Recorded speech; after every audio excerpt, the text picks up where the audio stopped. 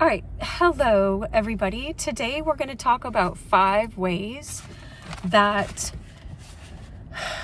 we move into avoidant behavior, how to shift out of avoidant behavior.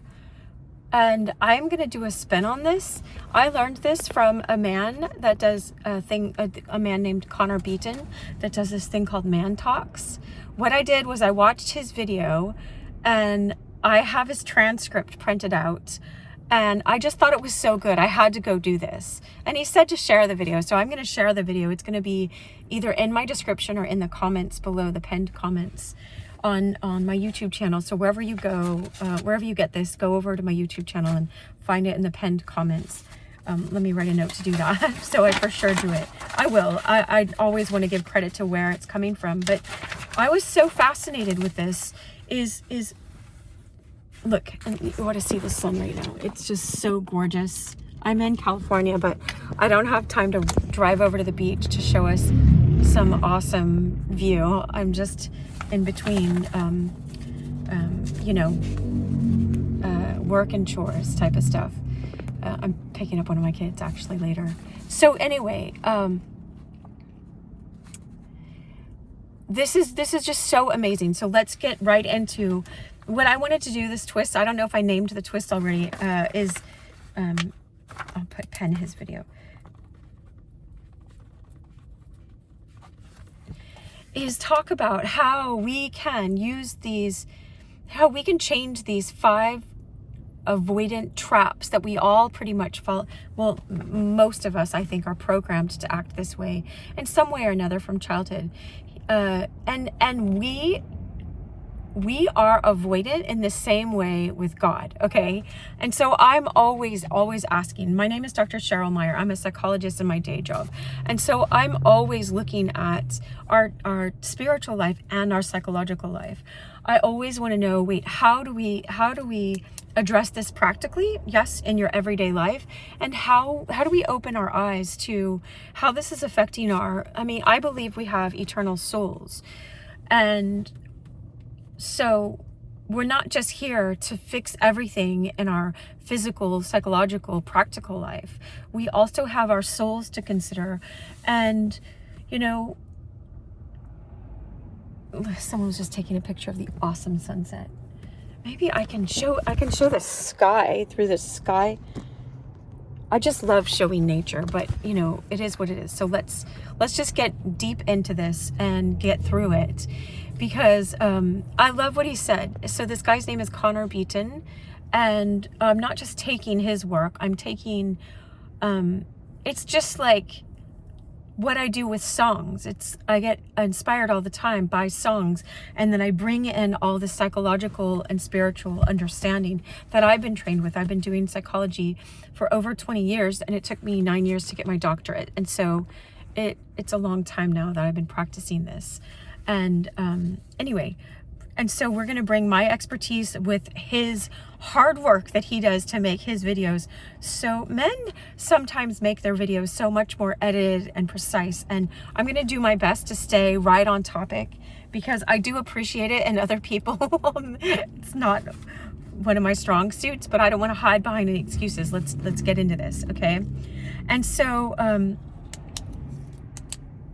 it's my understanding that our society, especially in the West, and now in the East, there's more of, I had all these classes in undergrad on East versus West, and they have more of this communal culture, and let's all eat together and share this meal and share this time with each other and all this stuff. And the West is more individualistic. I'm going to do everything on my own or else I'm weak. What happened? I'm part Native American. Like, what happened to the whole tribe coming together? I just took my son to part of a movie. We didn't get to see much of it because we had to get here, but we got to see part of this movie about this boy that was lost and in the woods. And I started bawling. I was like just crying. Not even, we missed the most emotional parts probably at the beginning, but at this part where it says, here in this state, I won't name the state, but it's like, we have to depend on each other. We count on each other to survive. And it's just like, it'd be like Alaska if the state was Alaska, And it was just like, I don't know why. My heart is just so full right now and so present. I've been practicing a lot of presence. So actually learning how to be really present can transform your life so much in this direction of trusting in a God, in the real God. If there is a real God, this God, we know he loves you.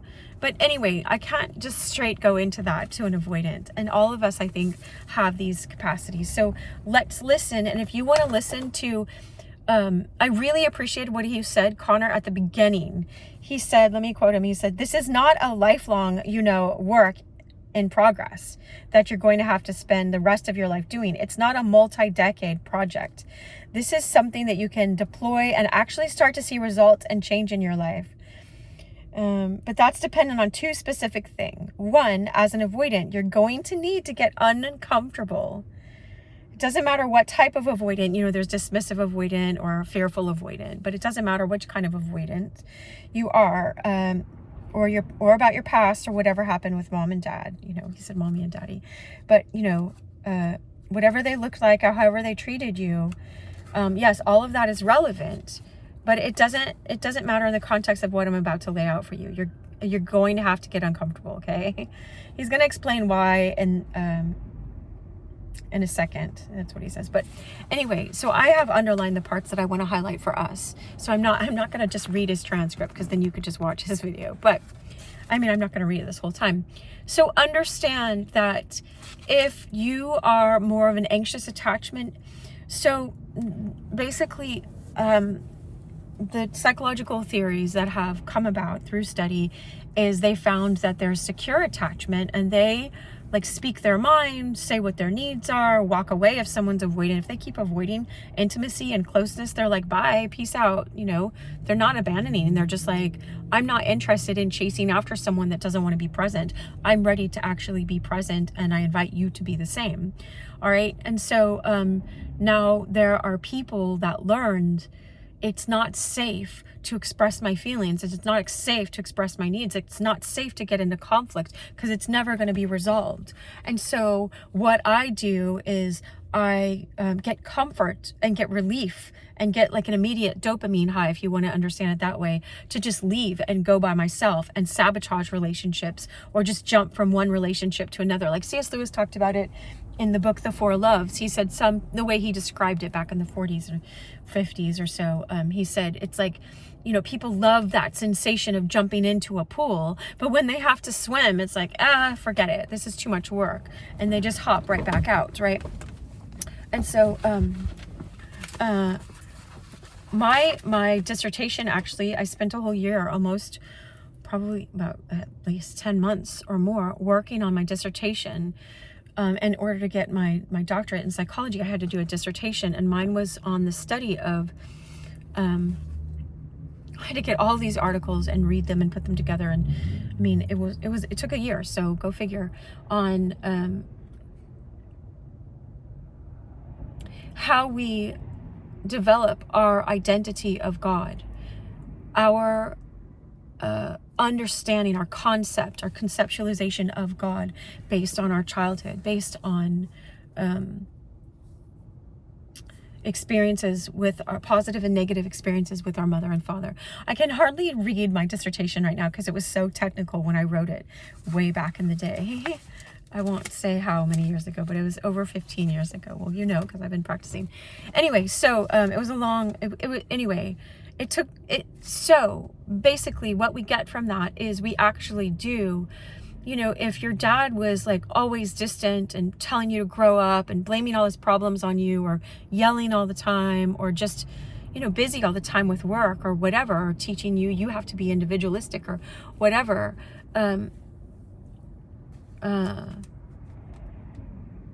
or however he was, that's often how you'll just automatically see God. You put that on God. You say, oh, he must not care. He must not want a result. And God is beyond he and she. There's a verse that I love. I repeat it almost every video. It's Psalm 27:10. When my father and mother forsake me, the I am that I am, the Lord picks me up, right? And so I look at it like this. He picks me up and takes me back to this one place, this divine love, where I came from and teaches me about love from the heavenly realms, this perfect love. He always picks me up and teaches me what real love looks like, what real truth looks like. And of course, no one can argue with me when I start talking about Jesus. I welcome people of all faiths, and I'm not going to go into all of this right now, but I can say, people at the basketball games or the football games or the baseball games hold up that sign, John 3:16, and that just says, "For God so loved the world that he gave his only begotten Son, that whosoever believes in him will not perish, but have eternal life, life eternal." All right, and so you can ask yourself these questions all you want. Who is Jesus? Why did he lay down his own life? When they came to arrest him, he said they couldn't see him. Even Judas, who was there to betray him, there's like, which one of you is Jesus? And he says, "I am." And it's recorded. They all fell back. They fell back to the ground. And so here's this guy that could walk on water. You think he could take nails out of his hands or call angels down to help him? He could have, but he didn't. And so this is a kind of love that's coming from a secure attachment. But even on that, we project onto him, he must have been anxious, or he must have been a masochist or whatever. So let's go back to the attachments. But he wasn't. Like I just said that when it was 11:11. So all of you people that look at 11:11, go see what I was saying right at that. I look at one as God, and some people say, and this isn't angel numbers or anything. I never encourage anyone to go into a cult or New Age or anything like that. But just a table is like 4 legs. 1, 2, 3. Anyway, here's 4.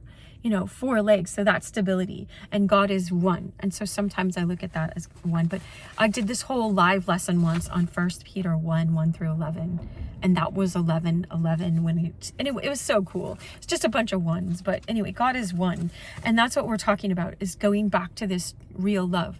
Now, okay, so let me talk about the attachment. So there's secure, and then there's avoidance, who like walk away, and then there's anxious, who sort of like got love and then didn't get love, and then they think they have to earn it or prove themselves or prove their worth, and they keep anxiously chasing after the avoidant. And so oftentimes the avoidant thinks, wow, look at this expressive person, look at how expressive they are, and emotionally secure they look. And now sometimes they're attracted to secure people, but secure people won't stay with that kind of behavior. They're not going to reward that kind of behavior. It's nothing to feel ashamed about. It's just something to take self-responsibility for. And that's what we're going to look at in here. But anxious will keep trying to chase after, and they won't see, look, this person doesn't know your worth. Just like your childhood, your parents, if they put their back on you all the time, or intermittent, it's called intermittent reinforcement. That's why gambling like hooks people in, because you don't know when that high is going to be there of the win. And so that's what they found with rats, is the most likely to keep rats around. And you are so much more than a rat. So you deserve to know this stuff. And knowledge is power. When you know better, you do better. All right. So let's get into these 5 ways you can change this right away. Now, I don't mind if you want to take this and use it to stop being avoidant in your relationships, or if you're more of an anxious attachment, start understanding where the avoidant is coming from. But what I was noticing, because I had a tendency to be more anxious, I would say, but I'm also very independent, and I try to do things on my own, and I like isolating or whatever. I like just being by myself and not being hurt by people. And so what I was noticing, this is why it came up in this video myself, because I do a lot of self-reflection and journaling and stuff. And I always want to learn. I don't want to, there's no shame in going, hey, I'm deficient in these areas. That doesn't make you deficient as a person, as a soul. You took in this programming, and you've been acting in this broken way, and you don't have to act in such a way. Act in this enlightened way. That's enlighten. God always wants to give you truth. Jesus says that my disciples will follow me, right? And then that's the verse before that they never say. And then you will know the truth, and the truth will set you free. Well, Jesus isn't a narcissist. He's not saying this because he's like, I need followers. He's saying it because he's walking in perfect love. And he took the curse that Adam and Eve brought into this world upon himself and reversed the curse, so that now we have access to a perfect God, even though we're imperfect, and a way to ameliorate, forgive our sins, redemption. I love that. Like, I saw the word redemption this morning, and I was thinking, or yesterday, I was thinking of Bob Marley, because all I ever had redemption song. It's pretty much, that's it. It's like, once you know that God is love and he's the creator, he's beyond he and she, creator of this whole universe. And although we sort of blew it through Adam and Eve, our predecessors, by choosing the wrong way, by being deceived and being taken into that deception, Jesus came to reconcile us and bring us back to love, back to true paradise, right? I kept seeing the word paradise and it kept coming up in songs everywhere. And it's like, even the thief on the cross next to Jesus, he recognized in that moment, you know, when you're about to die or you're being, you know, on a cross, like the thief that was next to Jesus, one of them was making fun of him and the other one recognized he was God. He was the God man. Look at how calm he is. Look at how peaceful he is. Look at how true he is. Look at how he's not cursing the people doing this to him. Look at how he's going, John, this is now your mother, about his mother, Mary, who was standing there watching him be crucified, right? I can't imagine like the most loving person you've ever seen, like being offed as a common criminal, right? Oh, look, I was like, why is that light was just shining on me, but it's like, it was red. It's like the blood of Christ covers us. It's so weird. I know if you haven't heard these words, it's okay. Let's go on to some of this practical stuff. And I just trust God. I pray that you open every heart that's meant to be open to the deeper part of this. I always want people to know the deeper part of this. All right. Because it's like, what's the point if I, you know, Jesus said that. What does it profit a person if you gain the whole world but lose your soul? What have you gained if you've gained the whole world but lost your soul? And then Kierkegaard says the antithesis of that. My friend Elliot Smith was a big Kierkegaard fan. So I had already read Kierkegaard before we were friends. But I read all of Either Or. And a lot of it was just like, well, anyway, Kierkegaard said the antithesis of that.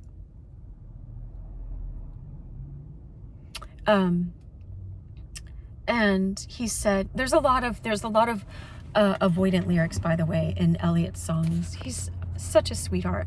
I loved him so much. God rest his soul. He sings all about avoidance, you know. There's a song called Rose Parade, and there's a song called I Didn't Understand. Those are the two that are coming to me right now.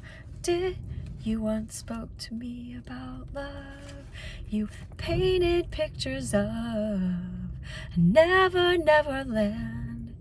I could have gone to that place, right? But I didn't understand. And it's in a song called Twilight as well. I was singing it in a video I was just watching today, an old video. Because your candle burns too bright. Well, I almost forgot it was twilight. Anyway, they're really beautiful if you want to see an avoidant, well, not that that's all of who Eliot was, but someone who has avoidant tendencies writing songs about how much he wants love to happen. Man. I won't go into that more.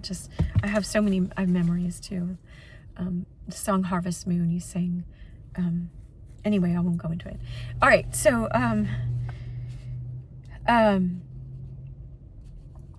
all right, so let's all take self-responsibility to now. I just invite you. That's what I was saying, is I noticed that I tended to be more anxious in real relationships and try to get them to see, oh no, this is worth having intimacy for. This is worth working on stuff, and I even have to watch right now. It's like, okay, I'm just going to make this video and I have to let go of all outcomes. It's not my job to help every avoidant person in the world or every anxious person, but I want all of us to get to the solution of this. And so for me, I did notice myself already that I was like, oh, especially this last one, we'll get to it, right? That I had been acting in avoidant ways within my relationship with God because, we're scared to go towards intimacy. Our society teaches us that's scary, that's not going to work. You're going to get hurt, and there are so many toxic acting people that aren't committed to doing the inner work or learning how to love for real. And so now it's time to love them from a distance, love them and wish them well, but we don't have to fix those people. We can be one of the people that shows up for real relationships. And I was always saying in my other videos, so often I was saying, look, when you learn how to move into a secure attachment, you attract how you are. That's just what happens. There's verses about that. I don't remember them offhand, but you know, it's like, even the verse that's coming to my mind is like, God cannot be mocked. A man reaps what he will sow, right? And there's a proverb or a psalm that says, if a man rolls a stone up a hill, it will roll back on him. And so the same. Now, we can't always judge other people and go, oh, they caused that. No, because there's another verse. Jesus was talking about how God allows the rain to fall on the righteous and the unrighteous. God gives the sunshine and the rain so that both can grow food and be able to live in this world, so that, you know, we can have these choices along our whole path.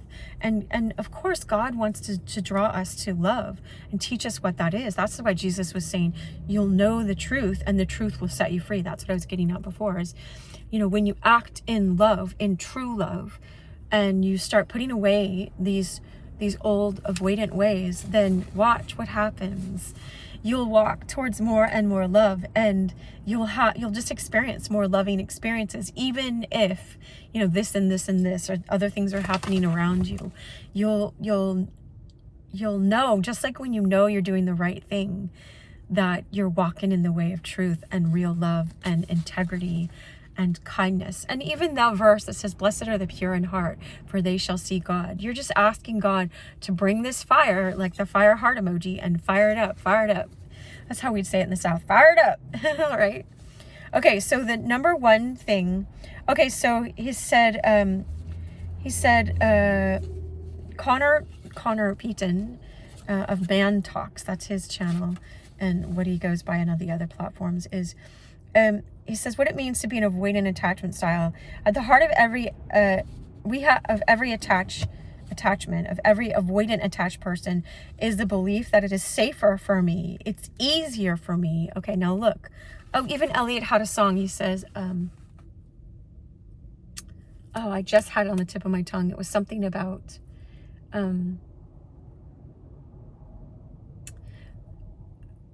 I can't remember, but it's something about one, okay, anyway, he's like, it's all about taking the easy way out for you, I suppose. That's one of his lyrics. And walk down Alameda, something about this easy path. Anyway, and that's just our flesh nature. They call it, the church calls the enemy of our soul, the world, the flesh, and the devil. The world is like how the world programs you and how you interacted with your parents, and then, you know, in whatever destructive or negative ways. The flesh is your own flesh. It's like, oh, look, I have popcorn from the movie theater. Okay, I don't want to show the brand or anything, but it's like, I could just sit. It smells really good. I folded it down. I could just sit and eat this right now, and I do not have to be making a video. I could be watching videos and waiting for my kid and doing it that way. But no, I want to give back, because I want all of us to be set free from these kind of patterns. Like whoever this video is going to get to, I want you to be set free by the end of it, or already, right? And I trust God to speak through me, because these are truths. What he brought up, this is someone that did the inner work, just like Elliot had done a lot of the inner work to be able to write the songs that he wrote. Anyway, and so the flesh is your own flesh wants to do what it wants right now. You know, it doesn't want to be disciplined. It doesn't want to do the uncomfortable thing. It just wants what it wants, and it wants it right now. Okay. And so, I have a post-it note on my computer at home that says, to the degree that you are addicted to some certain thing, whatever it is, to walking after this thing of the flesh, that's the same degree that you'll walk over and on yourself. It doesn't say yourself, but I'm adding it, and other people, to get that thing, right? And people are worth more than things. You are worth more than going after that thing. Now, there's no shame here. There's not judgment, and there's not shame.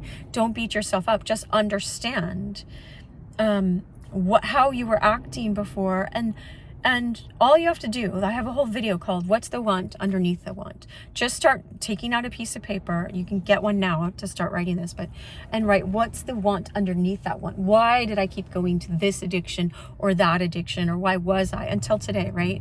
Because, I mean, all of it's about when you have love, when you have enough love, then you have fun. Enough is E-N-U-F. Fun. You're always going to have fun because you're going to be in love. There's a guy, a Sufi poet named Rumi, and he got it. He got this one part. He said, for sure, he says, whatever you do or wherever you go, be in love. Be in this love. Be in real love, okay? It says love on this somewhere. It's engraved. It's, yeah, look, engraved. Love, okay? That's what it says. All right, and so we don't have to see it. The heart can represent that. And so, and Jesus said the same thing when he says, abide in me, stay. He said this verse, this word, remain in my love. Apart from me, apart from this love from the uncreated creator that does not change, that created all things. So all of these are derivative. All of these are forms. Forms change. That's like dualism or whatever you want to understand. Things in this world are changeable, all right? So I can't put my hope in one guy or in my job or in my children loving me all the time or in myself earning money or money in whatever, like in this world, in political figures, right? Go figure, right? We cannot, that Jesus said, build your house upon the rock, not on the sand, because when the storm comes, it'll blow down whatever. And so I invite us, because this is what's helped to heal me in my life for sure, because I was so depressed before I was that word, I don't know if it flags, maybe, but I'll just say I was suicidal before. I'm not now, okay? So that was many, many years ago. And so if anything happens to me now, I always say it's because I was getting this word of love out too strong, and people get, they get intimidated by that. They just do. So watch your own, check yourself before you wreck yourself. Check how you get intimidated by love and keep leaning in, go towards love. All right.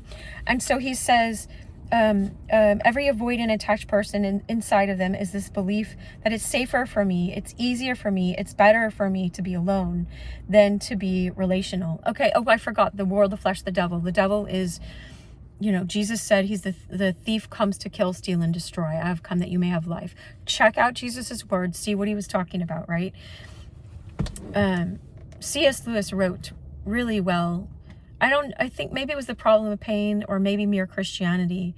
He's like, yeah, the devil wants you to believe that he doesn't exist. Ha ha ha. Just laugh like it's a cartoon figure. But there are evil forces and they do influence things. It's in what St. Paul wrote in Ephesians 6, okay?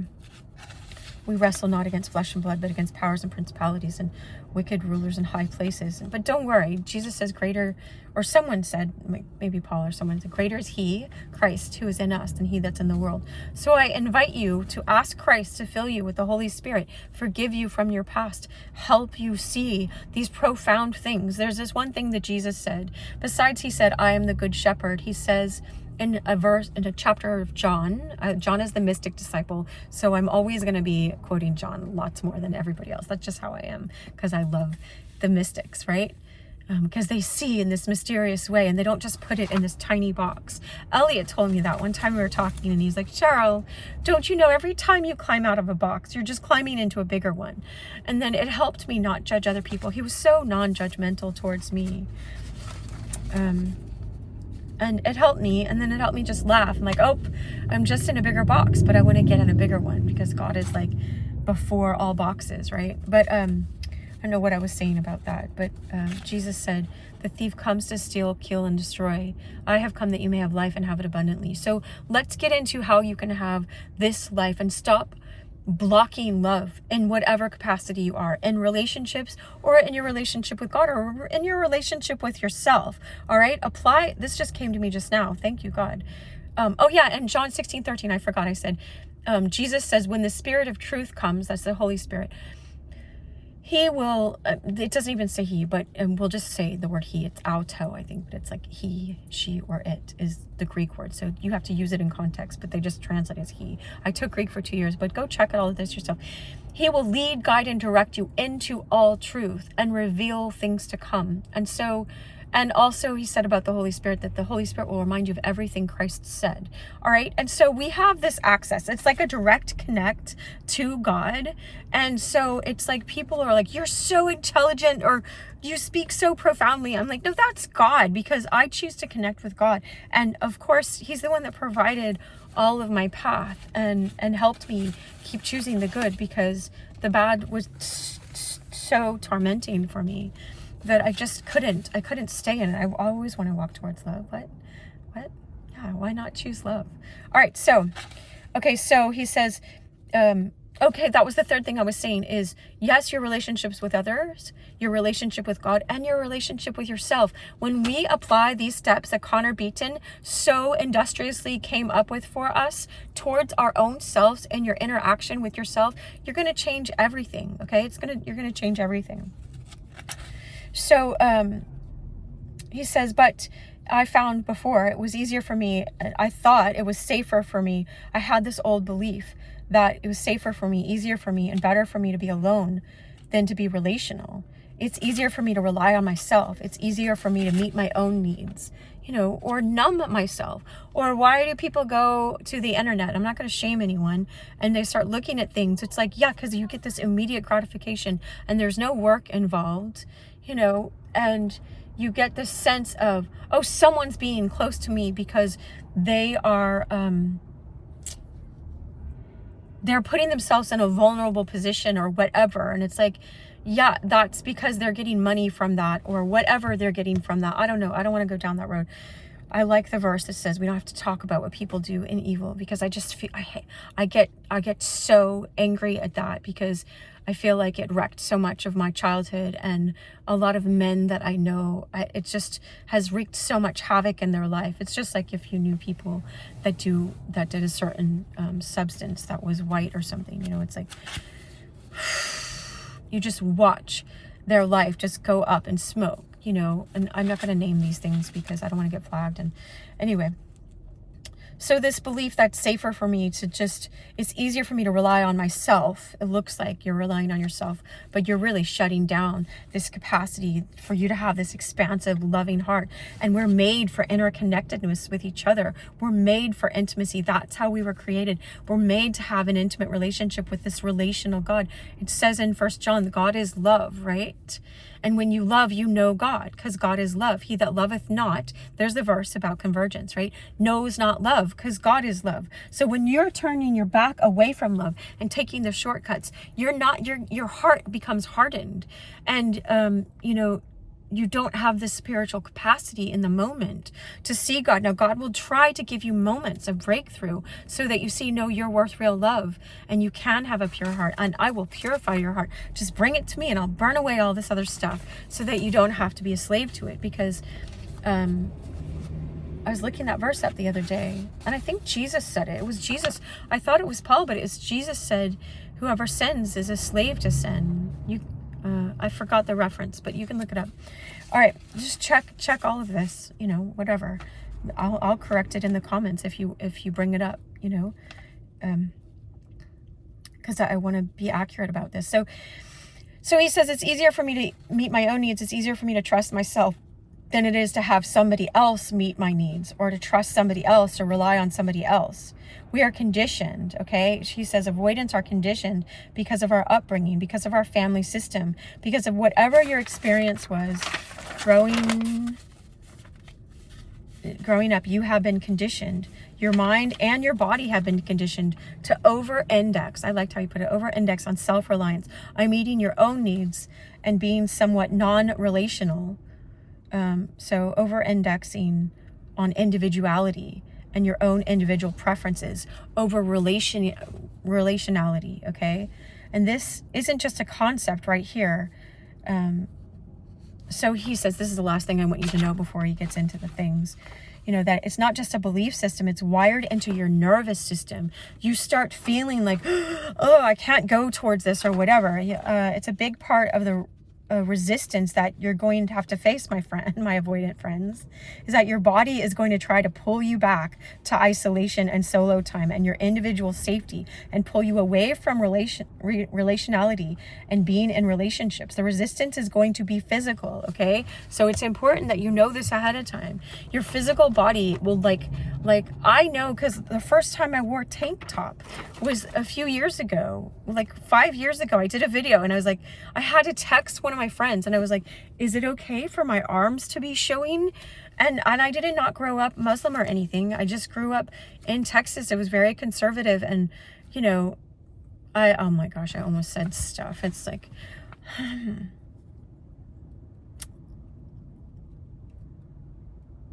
I grew up in Dallas, so while we might have had the Dallas Cowboy cheerleaders on our big screen TV, and anyway, and I'm not against cheerleaders. I was a cheerleader, so like encouraging people is awesome. But anyway, I won't go into it. It is like, so it was very uncomfortable at first for me to do lots of things. I know how to do the splits on my roller skates, right? And I was a gymnast, but it's like, that's not something you just like, hey, I'm roller skating and I throw down the splits and come back up. That had to take lots of practice and dealing with, but it's super fun. It's super fun once you learn, and you can inspire other people to like be their best. I'm not trying to brag about this. I'm just saying like, yeah, you can try these wild things as well. Now try them in increments and make sure you know how to do the splits, because it was awesome because I could do the splits. So if I fell, I would just fall into the splits, and I already knew how to do that. So anyway,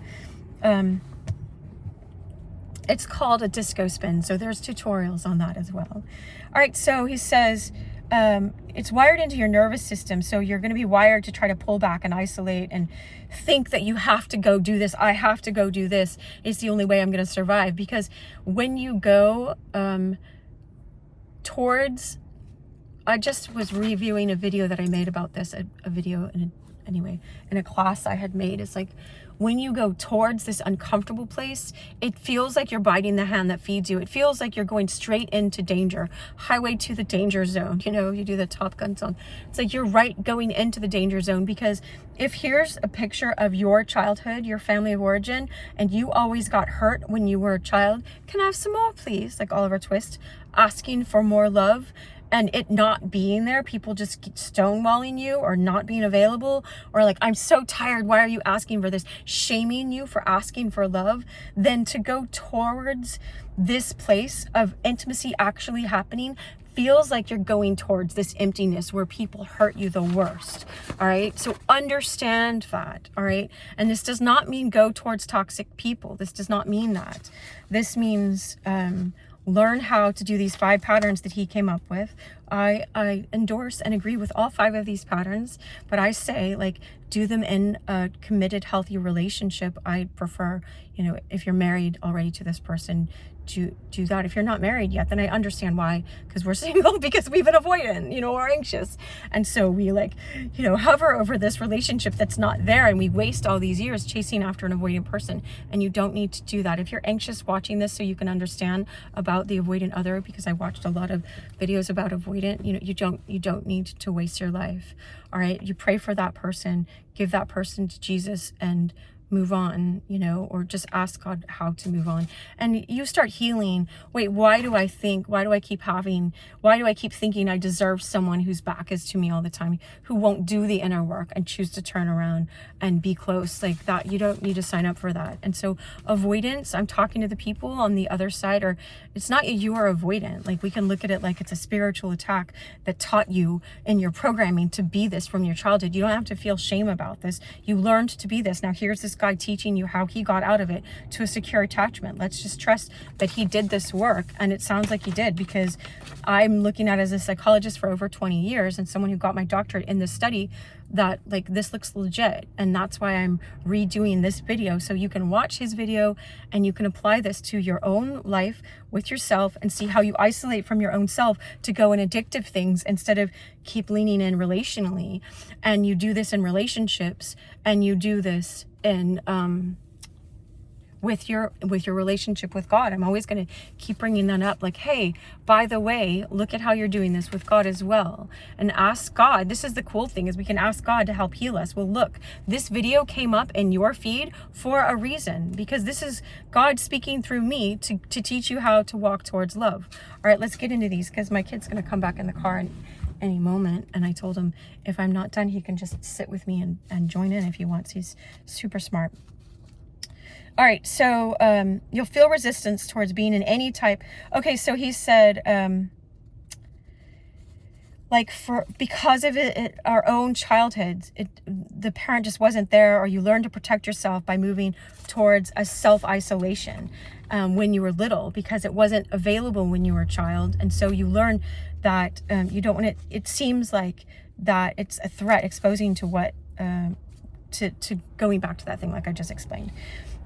So it says, I would feel resistant, Connor says, towards being in any type of argument or conflict or any type of exposure of what was going on inside of me was seen as a massive threat, right? So you are going to have to face that resistance. But here's what I want you to know.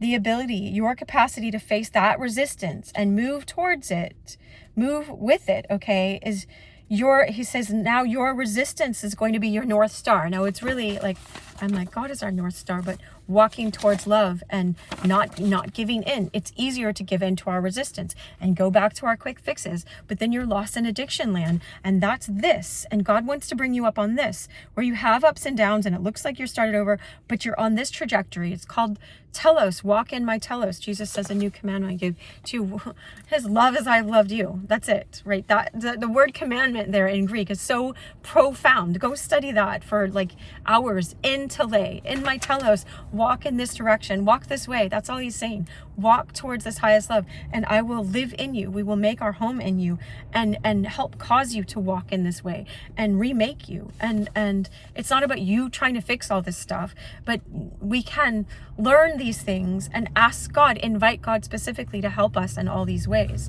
And I love in Mere Christianity, I love C.S. Lewis. Like, he was like best friends with Tolkien, and I love J.R.R. Tolkien. Is like, they're both like fathers to me. But he just says, you keep trying, and then you see how you can't do it, and then finally you're like, here, God, just take the whole lot of me, right? And God will remake you, right? It's like he's making us into little Christs, and that doesn't mean walking around with sandals and a rope. All right, let's get to the first one, because we only have like 20 more minutes left, because I was only planning to do an hour. Like, I do sessions for an hour, so I'm used to just doing that. So I try to get everything in 1 hour though, right?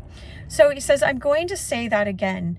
Wherever you feel resistant, my avoidant friends, is where you need to go.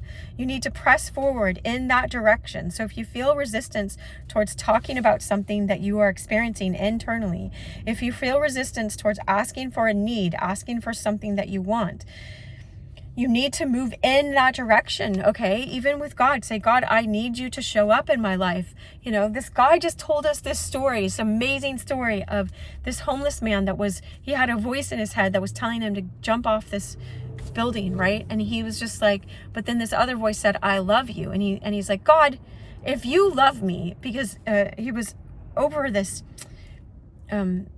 place where they were evangelizing, this big once-a-year evangelism. He's like, then I want this guy named Brian Barcelona was telling the story. I think that's his name. Barcelona is his last name. And anyway, he comes from Texas, but he was telling this story, right? And it's the story of someone from the Upper Room, this place called the Upper Room. All right, there's a church, I think, in Dallas somewhere. And he said, this really happened to a person. So cool. He says, then I want the preacher who's preaching the sermon to give me a Big Mac. I don't even like saying that, but I'll just say a hamburger from this certain place, a large French fry, and a Diet Coke, right? I don't even like saying that anymore. I used to drink those all the time. I haven't in like 5 years now. I'm so proud of myself. Anyway, and so that's just what he asked God for. And all of a sudden, down below, he didn't know what was happening. And so he was standing there forever, and he just, for 30 minutes, the speaker system, he was going to do it when this person was speaking. The speaker system just went out and they didn't know why. And so the preacher went and was like, fine, I'm just going to go over to that fast food place and order this. And I'm just going to have this. God, how could you? I prepared all this. All these people are here, you know, and he walks by and when he has it all, and God tells him in his heart, give this to this homeless man. And he's like, I'm not going to I rebuke you. Like, he was talking back to God, and he said it 3 times to him. And he finally is like, here, I don't know if he said God wanted me to give this to you. And the guy tells him this whole story. Okay. So ask God. All right. Lean in. I could cry. Just ask God what you think you need and watch God show up. Expect him to show up. Don't expect him to not show up. I expect him, and I'm asking him to show up for you right now. Okay. So number 1 here is, right? Go figure why you spend all this time, like, this is like the major avoidant thing to do, is like, I'm just going to erase God. I was carrying this pencil around today and act like God doesn't exist, because then I can just rely on myself. And that's pride, you guys. That's you women and men. That's because it feels more prideful. It just feels too scary to reach out and check if there really is a God that loves you, that wants a relationship with you. I'm just saying. All right. So lean in, he says, to this uncomfortable place. Well, I'm encouraging all of you to do the same. So when you feel resistance towards all that stuff. Okay. So he says the first thing, he says, I'm not saying that you ought to ignore red flags and warning signs. If there's an unavailable person or the person's not safe, don't lean in with that person, okay? But if you're in a committed relationship, a long-term relationship, ideally with someone that you love and trust, that's what he says. I say, you know, if you're dating someone in a respectful way, I encourage celibacy until marriage, but that's what I've come to, right? And, you know... but God will help you in that. So don't think you have to do that on your own, because that's like impossible to do on your own as well. All right. Okay. So here, number 1 is trust. He says, trust when you feel the resistance. That's probably a good sign that you need to move towards that. Okay. Number 1 is build self-awareness around 2 crucial things. Self-awareness around 2 crucial things. When and what am I doing to break connection and closeness with someone, with yourself, with God, with this other person, okay? When and what am I doing? And so what he did was, he said, I got 2 pieces of paper out and wrote down, when do I break connection on one side of the paper, on one of the pages? When do I break connection? Blah, blah, blah, blah, blah. I do it when this happens, I do this. And then I wrote down, what do I do to break the connection on the other piece of paper? And he just started to make a whole long list. When do I break connection? What am I doing? When and what am I doing? When do I do this? Oh, as soon as they say this. I knew this man that we almost started dating. It's like an artist. Anyway, and I was just like, look, guess what? I almost said his name. I don't want to say his name. I'm like, we're talking right now in person. We had been talking over the internet before. This is a long, long time ago, right? And I was like, or on the phone, we were talking, and I was like, but he was in a different country. And I was like, right now, when we're talking about this deep thing, this is where you'd always say on the phone, oh, I have to go, blah, blah, blah. And I was like, this is so cool that we're here. And all of a sudden he was like, oh, I really do have to go though. I'm like, what? Where are you going? Like, you're on a 2-week vacation. I don't understand where you have to go. But like, things would come up that like made it seem like he did have to go, but he really did not. And that ought to have been my sign back then to stop, am I walking to you? Like, stop walking towards unavailable people. And I did learn that about that guy, and he's still single as far as I know, and I wish him well. But had I waited, I would have waited over 20 years for this man, And I wish him love. He's still on my prayer list oftentimes. All right, so number 1 is write down when do I break connection and what do I do? And so he just started Connor just started writing this list that he did off the top of his head.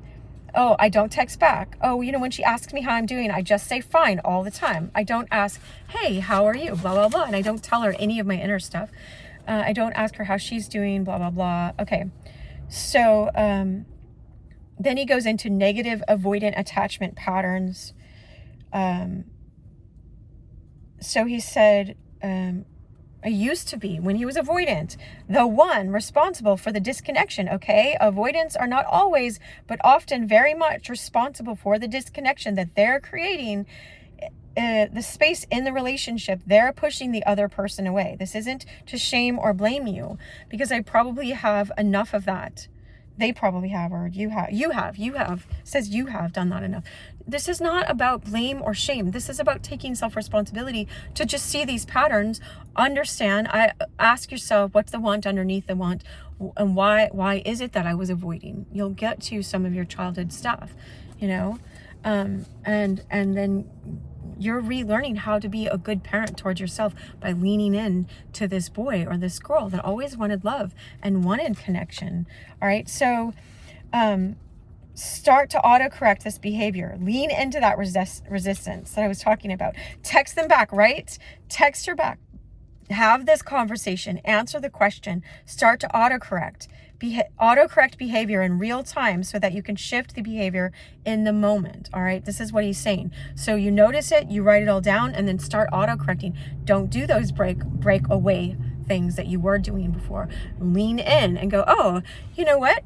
You just texted me. Thanks so much. Here, blah, blah, blah. And you text back, even though it's going to be uncomfortable at first, right? I always say to my clients, I often say, like, if someone gave you $10 million of money that was rightfully earned, someone got it in their inheritance, and say, hey, I'm going to give you $10 million and a flat in France for you to go live there for a year. You're like, no, it's so uncomfortable. I don't know French. You're like, yeah, I think I'll do that. I think I'll take a year, bring my kids, I have kids. So it's like, whatever. It's like, I'm going to go and be in this uncomfortable place of learning French because it's like, okay, you know what I mean? It's like you go into that uncomfortable place, and after a while it's not uncomfortable anymore because in this case, you're doing the right thing. It's not about money. You're walking towards love.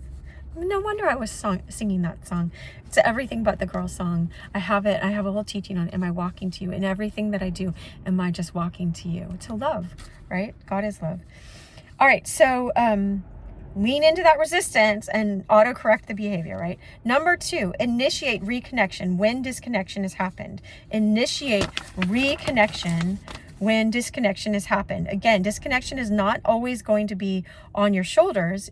It's not always on your fault. Your partner is going to create disconnection. If she's anxious or secure, she's going to create some kind of disconnection. It's going to happen. However, one of the best things that you can do as an avoidant person trying to move towards secure, relationship is take responsibility for the reconnection. This is how you can be a leader.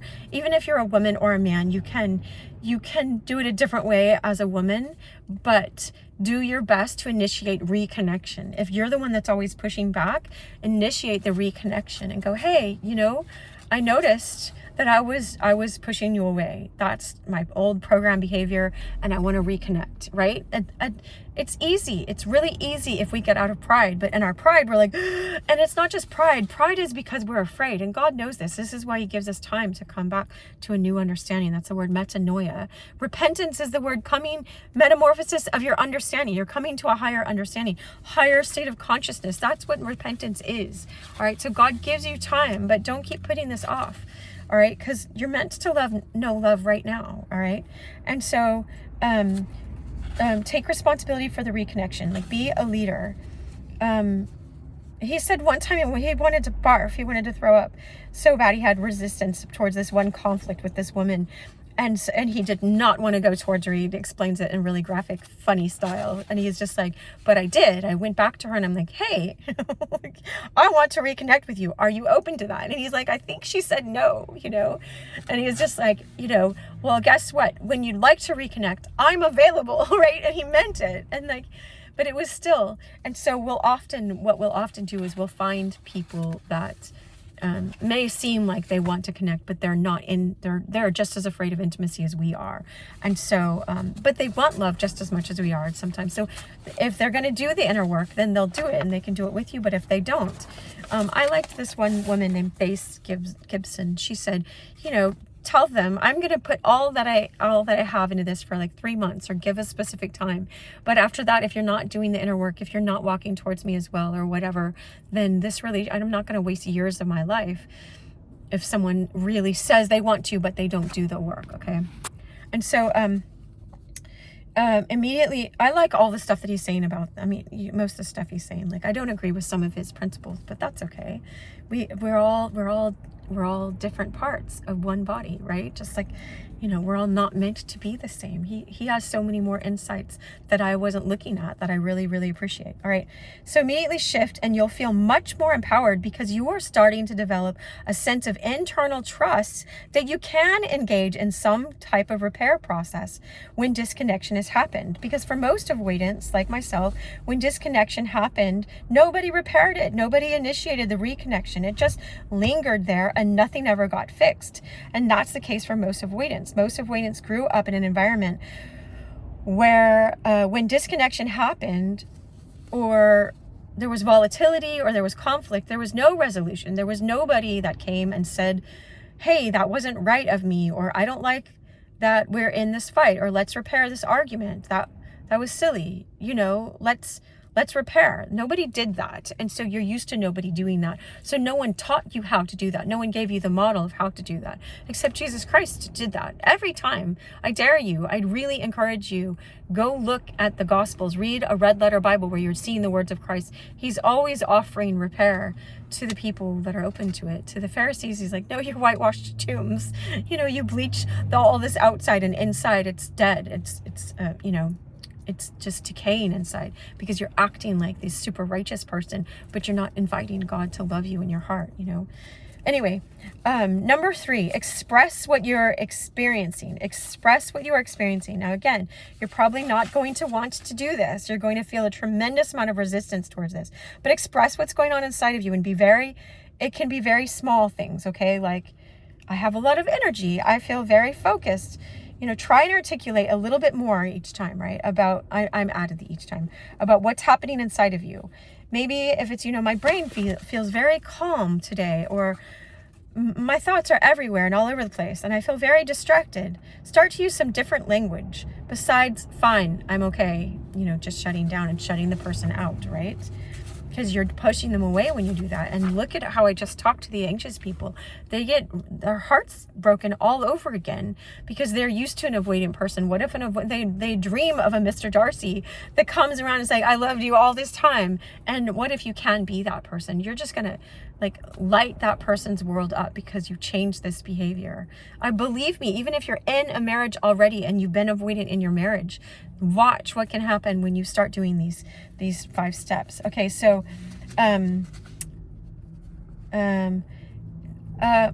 if you say out loud, I'm experiencing the urge to pull away. I'm not going to do that, but I just want to say it out loud with the right person and in the right relationship, especially if you're with a secure partner. They're going to hear that and say, wow, thank you. Thanks for telling me. So start expressing what you're experiencing. Okay, so number 4, and he goes into it more, but we're running out. 4, expose your needs. Expose your needs. This is the biggest thing for any avoidant. They have learned time and time again through multiple situations that their needs don't matter. It's not safe to tell other people what they need. Other people aren't going to meet their needs. So why even bother? And you can start small, okay? Like, hey, I'd really like if you made eggs today. If the person says, hey, do you want, or whatever. And it's just like, I'm going to be back home in 5 minutes. Can you toss some eggs on the stove? That's just, whatever. Hey, it's a step, all of this. And you just start learning in increments and with God, okay? I didn't say with God you do these things. God, I'd like to reconnect with you. I feel like disconnecting. I feel like you're far off, in a distance. God is watching me right now. It's like God, I need this. I need to know how to have a relationship with you. Or what was the number 2 is, look, God, I keep seeing that I disconnect. Help me reconnect with you. Here's how. And then initiate reconnection. God, I don't know if you're there, but look, I have to wear this bracelet. I don't have to. I choose to. And it says, lo, I am with you always, because I had abandonment stuff. And it's just like God will remind me to look at my wrist.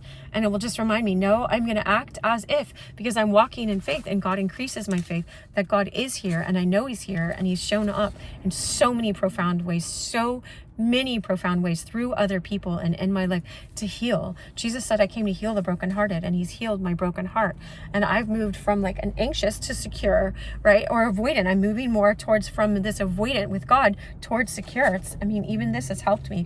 God, I need you to show up and bring this video to everyone it's meant to go to. All right. inspire other people to share it. You know, there's no pressure on you. I'm saying if God inspires you, all right? And so communicate your partner that you're going to be doing this, that you're going to be expressing your needs more. You're used to not having them met.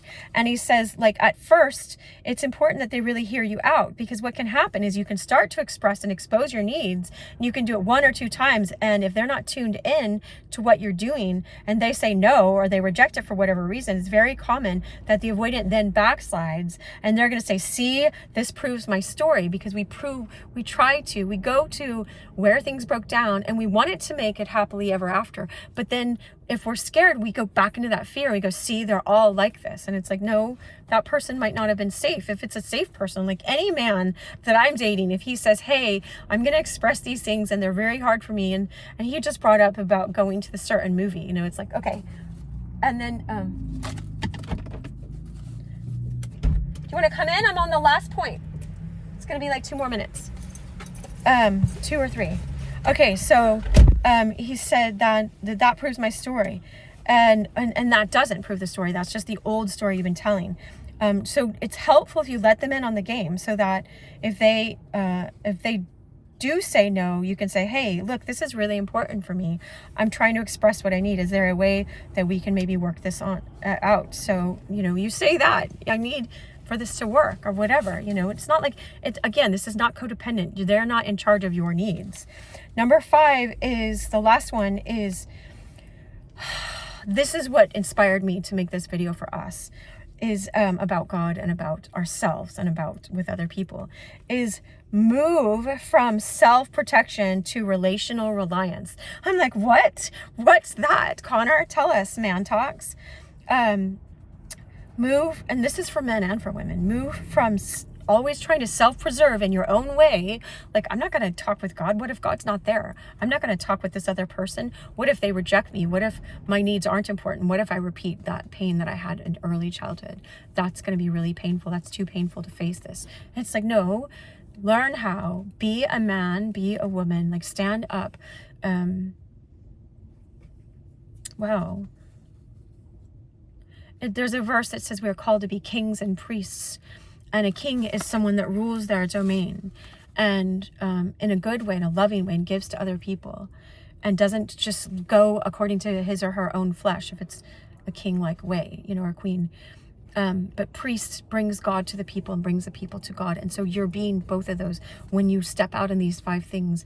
If you're being more loving, then you are bringing God. It is love. You're bringing that to people, and you're bringing yourself, and you're bringing these people to God, because they're experiencing more love by you choosing to get it in your life. So what is relational reliance? Let's see. Notice I'm not saying move towards dependency. A lot of men, a lot of avoidance will hear what I'm just saying and say, oh, are you saying that I should be dependent on my partner? No, I'm talking about reliance, reliability, knowing that you can rely on somebody else. You know, not for everything. It's just like they're not God. No one is meant to be idolized. No one is God in your life. But you know, it's like my kid could count on the fact that I was going to be here because I said I was going to be here. But I also said I'd be finished. No, so let me wrap it up. I'm here, aren't I? This is an extra. He had his earphones on then. Sometimes you're not here. Well, then I'm usually there in 5 minutes. Give me that. Yes? Okay. Yes, you know it. I'm always trying to pack everything into the last minute, and I'm working on that. I need you to understand that I'm working on that. Anyway, all right, so somebody else can be there for you to have a good conversation. You can reconnect with, you can meet your needs with. You move from self-protection. It's an ingrained old pattern, right? To try to self-protect that says shut down, don't express, don't expose, don't ask for what you want, don't need, pull away, don't connect. Relational reliance is to a place that it's okay for me to trust this person in this moment. It's okay for me to rely on my partner to pick something up for me, or to do something for me, or to take care of something for me. Because for an avoidant, again, the story is nobody wants to take care of me. I shouldn't even want that in the first place. And if you grew up with a narcissist parent, it's very similar. You're not allowed to have your own wants. You have to take care of everybody else. And, anyway. So relational reliance, that you can rely on the other person, that's safe and they are trustworthy. All right. Okay.